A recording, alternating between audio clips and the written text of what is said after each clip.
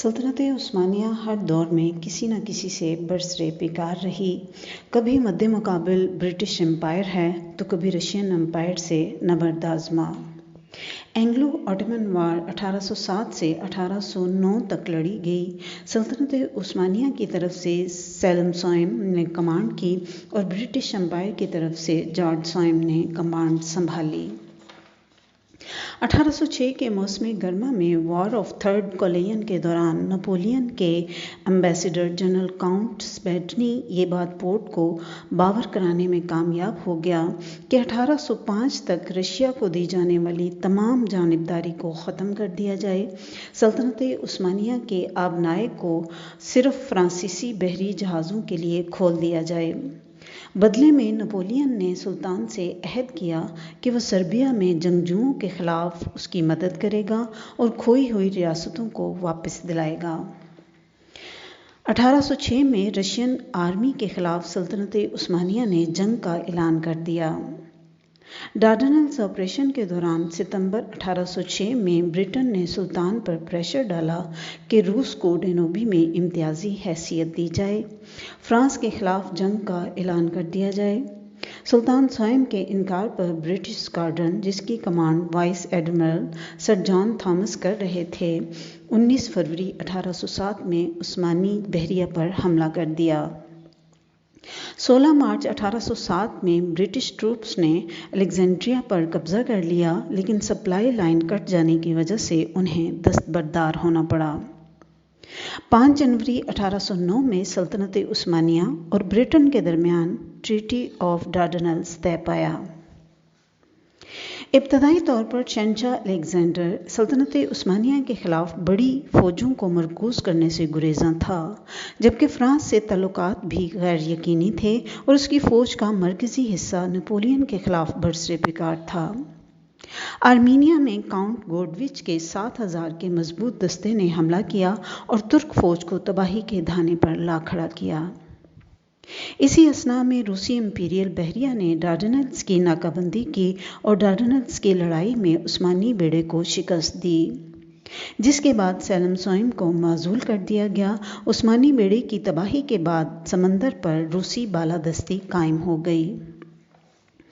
اس وقت شاید جنگ ختم ہو چکی ہوتی، لیکن روسی شہنشاہ نے فوجیوں کی تعداد بڑھا کر 80,000 کر دی اور دوبارہ دشمنی شروع ہو گئی۔ اگست 1809 میں پیش قدمی کی، لیکن 50,000 ترک فوج کا سن کر پیچھے ہٹنے میں عقل مندی سمجھی۔ ڈارڈنلز کی بحری جنگ 10 اور 11 مئی 1807 میں روس اور ترکی کے درمیان لڑی گئی، جو نپولین جنگوں کا حصہ تھی۔ یہ جنگ ڈارڈنلز آبنائے کے قریب روس اور عثمانی بحری جہازوں کے درمیان لڑی گئی، جبکہ عثمانی دارالحکومت قسطنطنیہ بہت زیادہ سمندری سامان کی فراہمی پر انحصار کرتا تھا۔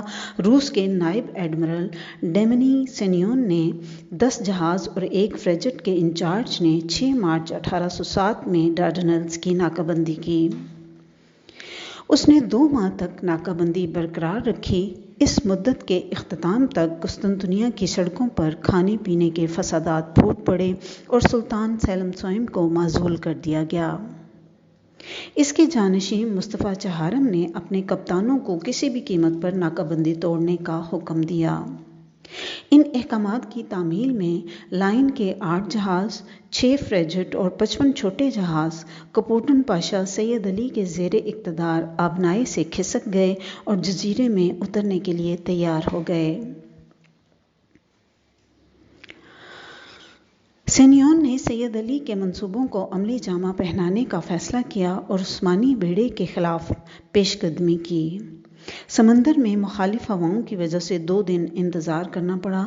2 دن کے بعد ہوا کا رخ بدلا۔ یہ وہ وقت تھا جب ترک بحری بیڑے غم زدہ تھے۔ سینیون نے فوراً حملہ کرنے کا حکم دیا، حالانکہ یہ شام کا وقت تھا۔ شام ہوتے ہی روسیوں نے حملہ کیا، جو رات گئے تک جاری رہا۔ کئی گھنٹوں کی لڑائی کے بعد روس فاتح دکھائی دیے اور ترکوں کو ڈارڈنلز کی طرف پیچھے ہٹنا پڑا۔